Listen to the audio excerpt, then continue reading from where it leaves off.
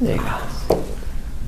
You might see this and think to yourself, that's what I need. I need to crack my neck and I'm going to feel a lot better. But the truth is, sometimes it helps and sometimes it doesn't. Cracking your neck is a short-term fix. Sometimes it actually does help long-term too. But the biggest thing is we need to learn how to move. We need to learn how to move our neck, our back, our shoulders. They all work together, and if we get those moving better, then you can get stronger and decrease that neck pain.